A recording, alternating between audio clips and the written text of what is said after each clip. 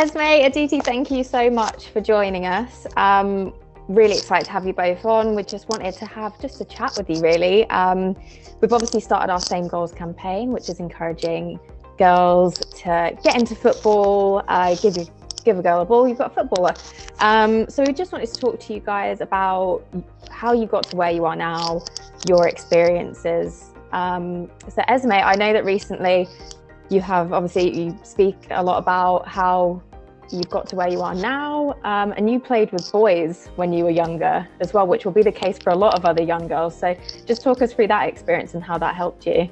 Well, I think I'd never really remember a time when I began playing football or picked it up. Just as long as I can remember, it's always been part of my life, and I used to just play with my friends in the playground, and most of them were boys. There weren't really any other girls who wanted to play football, but I just loved playing, so I just would play with them in the playground at school at lunch times and break times. And then eventually, when we sort of got to the age where teams start to form, I joined the local boys team, and I stayed playing with them until I was under 15s, I think it was. So I played with the boys for about 10 years, and I just wanted to play with my friends and enjoy.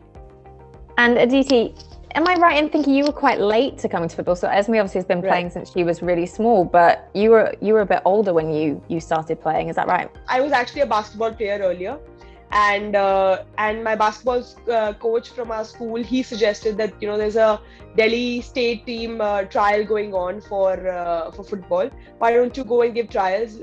Because I was good in basketball, so my hand-eye coordination was good. I was very athletic. I used to participate. I was one of those girls who used to participate in all sports as part of our school team. And so basically for me, it just started off as being just another sport.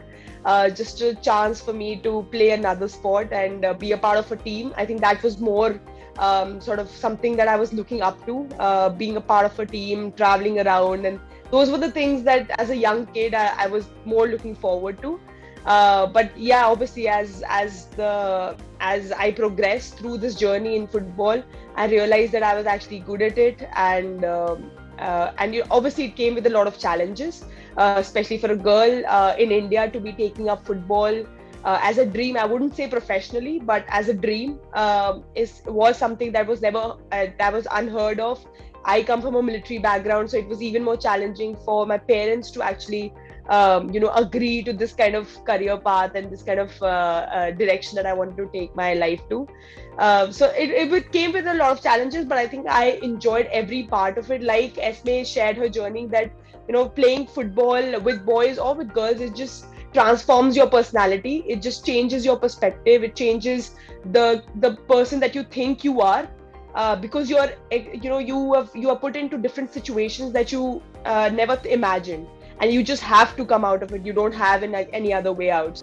That's amazing. A really, really interesting story as well. And I think we've all seen how much women's football has progressed over, like particularly in the past few years, seems to have really come on leaps and bounds. And Esme, for you, how have you felt and what have you seen and experienced over the past few years that you feel has changed in the game? I think it's definitely so much more widely accessible to young girls and families and boys even, in terms of the exposure that it can get through. Obviously now we've got a lot of televised games, and through social media channels like City Share with the men's team, it gives us so much more exposure to be able to raise awareness of the women's game and of the success and talent that women's players have, which I think isn't something that maybe even 5 years ago we had. And from my own personal experience, I only really became aware of women's football when it was at the London 2012 Olympics, because England, well, Team GB as it was, were playing at Wembley in front of 70,000 people, which was incredible for women's football and a bit of a landmark occasion. And I think that's when it was brought to my attention, and I started becoming aware of female players like Steph Houghton, Jill Scott, Karen Bardsley, who were the most well-known ones at the time. And I think from that moment on, I was able to have female role models in the game, which up until that point I'd never had before. And I think that's probably one of the biggest developments now, is that a girl of any age who aspires to play football or enjoys playing football can look up and see people who are only a few years above them following a career path in the women's game, and then looking at the senior internationals or at players playing at local clubs, they can see a progression in the women's game for them. And I think the fact that there's so many people now playing just has that level of, I don't know, closeness. Everything seems a lot more easy and accessible, and the dream is within reach almost when you're sort of a young girl now, which I think maybe in previous generations you had to go searching if you wanted to know about women's football, whereas now it's way more accessible for everybody. Aditi, is it the same over in India? Yeah, I agree that we've come a long way since the past few years, especially overall around the world. I think women's football has come a long way, and it's a similar case in India as well.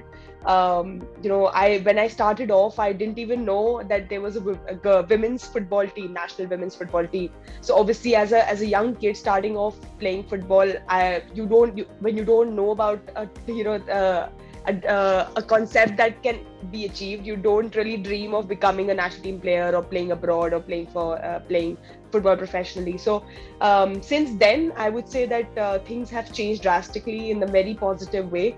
India now has a professional league as well, which obviously we have a long way to go in terms of developing the structure and the system. But there have been a lot of improvements, a lot more girls participating in football, which is a great thing to see for me, at least, growing up all these years and seeing the change live in front of my eyes. It's amazing to see what it was when I started off and now how far we've come along. And it's like Esme mentioned, it's for us as girls in football or as national team players or playing as as being seen as role models is way more important, because I think women footballers or women athletes are not just athletes, they stand for something bigger, and that's something that we should accept that responsibility. And I think that's what the role models around the world have been doing, especially in women's football. Also, we've seen how the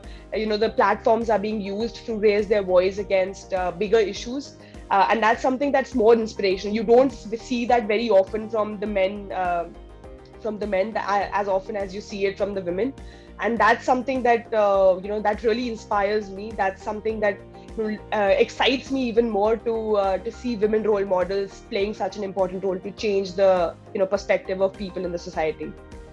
And you founded the She Kicks Academy as well for that exact reason. So just tell us a little bit about that. Yeah, so like I shared my journey, that while growing up, I never really had any professional football training. We didn't have any place for as a girl, as a goalkeeper. I could not go anywhere and train regularly throughout the year.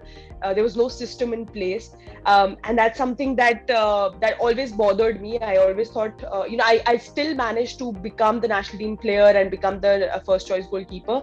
But I always, when I had gone to England to study sports management from Loughborough University, and I got this exposure to all the different kinds of facilities that were available, the avenues available within the sports industry, and I noticed that. I felt that there's a lot of potential in women's football in India, and I think because there's not a system in place, because there are not enough initiatives, that's why it's probably not explored well enough.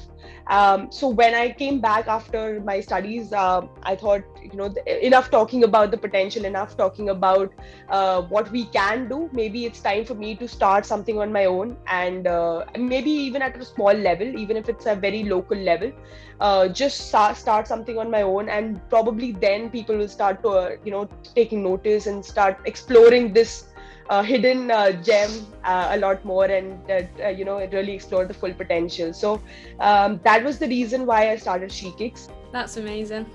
And that's why we at City, we still carry on each year the same goals initiative, because we feel exactly the same as you do, that just to get young girls involved. And how important is an initiative like this, do you think, Esme?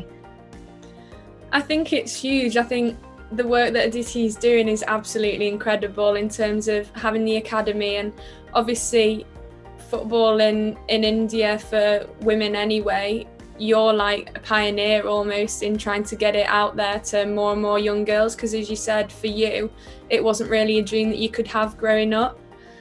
So perhaps over here we're maybe a little bit more ahead in terms of girls being able to now play in schools and things like that, and it's a lot more common. But I think worldwide it's not the same for everyone, and there's certainly so many countries where girls don't have that same access to football. And I think through Same Goals, obviously with the campaign being predominantly on social media, it means the outreach is far greater, and we're able to access people from loads of different countries, all of the continents, and everyone can get involved. And as you said, you don't even need a football, you can score a goal with your socks, but City will then send you a football. So I think the initiative's absolutely incredible in terms of it being accessible to people from all backgrounds, and I think the fact that it's on social media, as I mentioned before, just means we can access so many different cultures and hopefully inspire people from loads of different areas to get involved and take up football. And then obviously I think once you reach somewhere, then you can start spreading the word. Thank you guys so much for joining us today. Like, you've been super insightful. It's been great hearing your stories. And I can't thank you enough for Thank you for having us, Abby. No, thank you.